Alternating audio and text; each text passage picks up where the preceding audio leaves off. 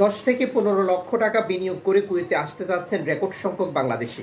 আর এই লোকগুলোকে কারা স্বপ্ন দেখাচ্ছে? কুয়েতে থাকা আপনজন, বিভিন্ন ট্রাভেলস, বিভিন্ন মাধ্যম, সামাজিক যোগাযোগ মাধ্যম। অনেকেই বলছেন কুয়েতের দিনার শুধু আকাশে উড়ে, ঠিক যেমনটি গত কয়েকদিনে টেম্পারেচার 51 ডিগ্রি থেকে 54 ডিগ্রি সেলসিয়াস। রাস্তায় কাজ করতে গিয়ে বাতাস এমনভাবে আসছে মনে হচ্ছে যে বাংলাদেশের চুলাতে যখন রান্না করে এর পাশে থাকা আমাদের মা বোন যে ফিলটা অনুভব করে পুড়ে যাচ্ছে।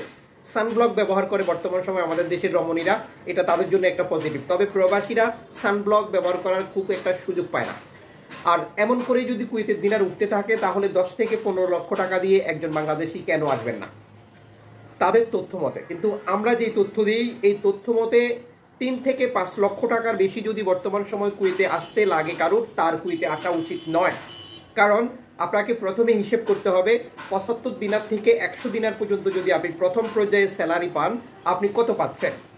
আজকের টাকার রেট অনুযায়ী 400+ ধরলে আপনি যদি 100 দিনার ইনকাম করেন, যদিও কুয়েতের রেকর্ড সংখ্যক প্রবাসীর বেতন 65 থেকে 70-75 দিনারের মধ্যে। ওকে, আমি ধরে নিলাম বেতন বৃদ্ধি পাওয়ার পর একজন বাংলাদেশির বেতন 100 দিনার হবে, তিনি 100 দিনার পাবেন। তাহলে 40,000 টাকা। এই 40,000-এর পর তার mobile card, internet bill, wifi bill, pocket money ইত্যাদি ইত্যাদি, এই সকল বাদ দিলে একজন বাংলাদেশির পকেটে 20 থেকে 25,000 টাকা পর্যন্ত সেভ হয়। এই 25,000 টাকার ইনকামের পর কত টাকা দিয়ে কুয়েতে আসা প্রয়োজন বা উচিত বলে আপনারা মনে করেন? যেটি আমি প্রথমে বলছি 3 থেকে 5 লক্ষ টাকা। ওকে ফাইন, কারণ এই টাকাটা দিয়ে আসলে একজন প্রবাসী অন্তত বুঝতে পারবে যে না চলবে।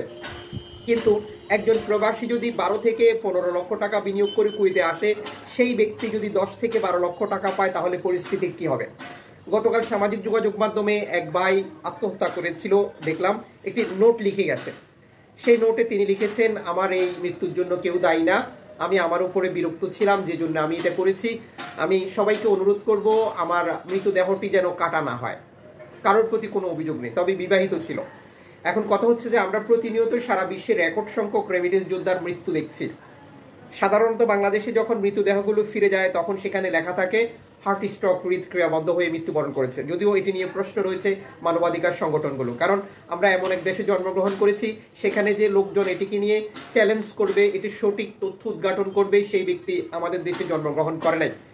আর এই পরিস্থিতিতে প্রতিদিন যে রেকর্ড সংখ্যক রেমিটেন্স যোদ্ধার মৃতদেহ দেশে ফিরে যাচ্ছে, এগুলো নিয়ে কখনো তাদের পরিবারও ভাবে না, বা যে সকল পরিবারগুলো ভাবে তাদেরও কোনো উপায় নাই, নিরুপায়। তাহলে প্রশ্ন হচ্ছে যে এই 100 দিনার স্যালারি বা 100 থেকে 150 দিনার ধরলাম স্যালারিতে 10 লক্ষ থেকে 12 লক্ষ থেকে 15 লক্ষ টাকা বিনিয়োগ করে কুয়েতে কারা আসতে চায়? প্রশ্ন থেকে যায়। আশাবাদী যে শুভবুদ্ধির উদয় হবে, আমাদের বিনিয়োগ ঠিক থাকবে, আমরা সঠিক সিদ্ধান্ত নেব, তাহলে আমাদের দুশ্চিন্তা কমবে। মাস শেষে বাড়িতে বেতন পাঠাতে পারছি না, কিস্তির টাকা দিতে পারতেছি না, আপনজন থেকে যে ঋণ নিয়েছি সেটি দিতে পারতেছি না, ব্যাংকের ঋণের টাকা দিতে পারতেছি না, ইত্যাদি জটিল পরিস্থিতি থেকে মুক্তি পাবো। চ্যানেলটি সাবস্ক্রাইব করতে হবে, ফেসবুক পেজটি লাইক ফলো করতে হবে এই ধরনের বিনা পয়সার গুরুত্বপূর্ণ তথ্য জানার জন্য।